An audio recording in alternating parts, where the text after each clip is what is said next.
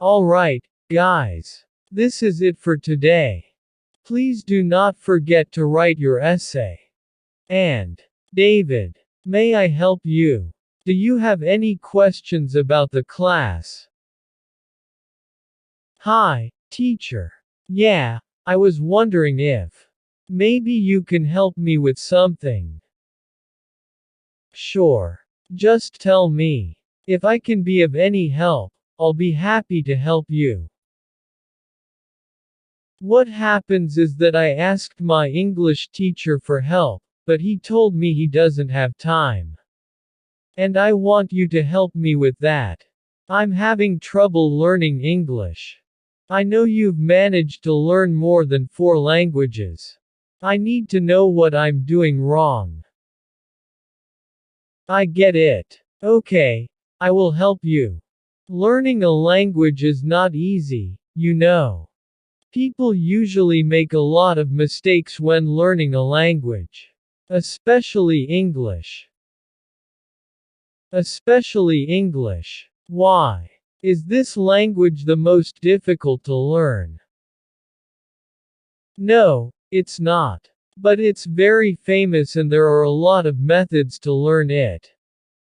Anyway, I'll tell you about some mistakes that students usually make when they learn English. One common mistake is the use of the auxiliary verbs. These are very important in English. Because by changing the auxiliary verb you change the whole tense. For example, you say, do you work here? And that's present simple, but you can change its time. Only by changing the auxiliary, did you work here? And it will become past simple now. So, by changing do to did, I change the sentence from present simple to past simple. 3 main auxiliary verbs in English are do, be and have. They are extremely important. And mastering them will help you a lot in expressing yourself more confidently. The great news is that their use is consistent. For example, we use do for simple tenses. Do you live here? Did for past simple. Did you have breakfast? And be for continuous forms and passive voice. I am working. She was sleeping. Or, this was painted by Sarah. Finally, we use have for perfect tenses. Of course, there are more auxiliaries, but these here are the most important. Remember that. Another common mistake is when using the wrong preposition. That's very common. The English language contains a whopping 150 prepositions or even more, by some estimates. So it's no surprise that learners often use the wrong one. That's understandable. Prepositions with overlapping meanings or different uses such as in, at and on are the ones that are most often used incorrectly. The best way to learn how to use them is by using them in real life. Listen to real-life conversations and get used to it. Memorizing the rules is good, but it doesn't work for everyone. Because it's difficult. And there are a lot of exceptions from these rules. So, listen, repeat, and use it in real life. Another common mistake students usually make is mixing up closely related adjectives. English has many adjectives that are similar in both meaning and form, I'm sure you know that. They're very common, such as bored, boring, or interested, interesting. Given that these pairs vary by only a couple of letters, it's easy to accidentally use the wrong one. How to use them properly? Simple.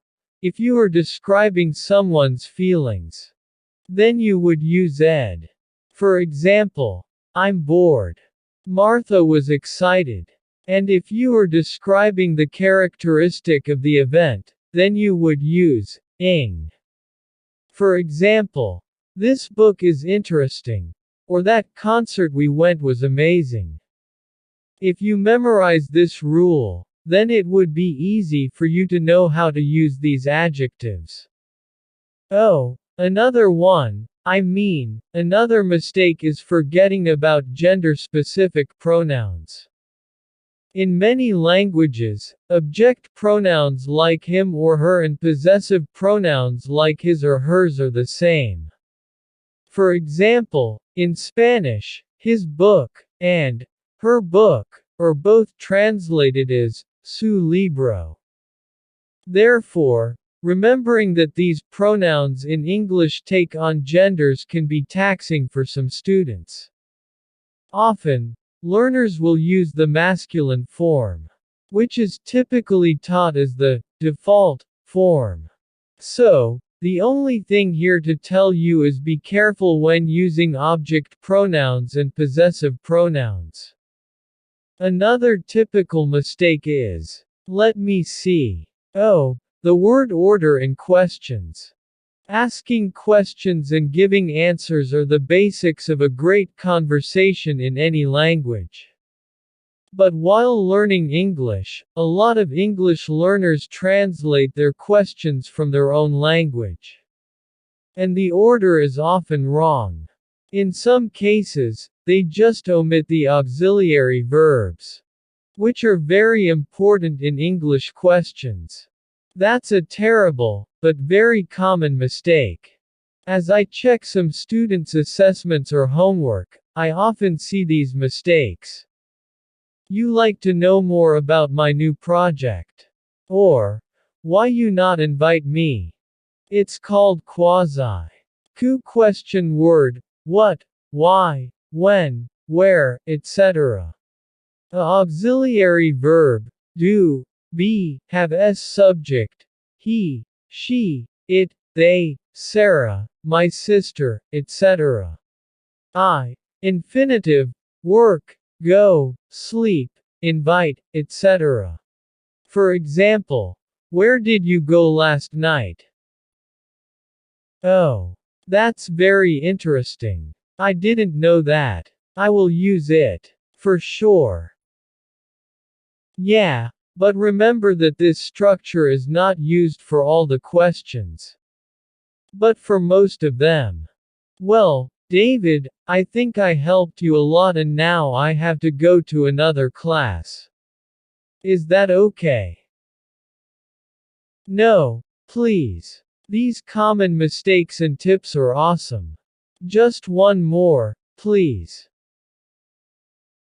Alright, the last one.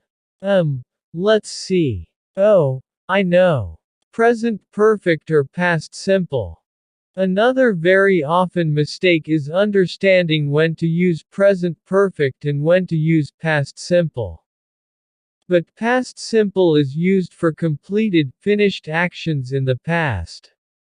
So you would start a conversation with a general question in present perfect. Have you ever tried sushi? Have you ever been to the USA? Have you seen that film? If the answer is yes and you want to know more details about it, you have to be more specific in your questions, like, when did you try it? Did you like it? Was it good? Or, who did you go with? Where did you stay? How was it? We use present perfect for unfinished times, therefore we often use it with expressions like today, this week, this month, this year, but past simple is for finished completed actions in the past. And normally tell us the exact time when the action happened. Or she has worked 50 hours this week. The week hasn't finished yet, I worked 50 hours last week. You see, it's not that difficult. You just need to know these rules. Fantastic. Thank you so much, teacher. You are the best teacher. Ha ha ha. No, I'm not. But I can help you some other time if you want. Sure. If people like and share this video, we'll make another one. Dear listener, I hope you learned from this video. Don't forget to subscribe. Thanks for watching.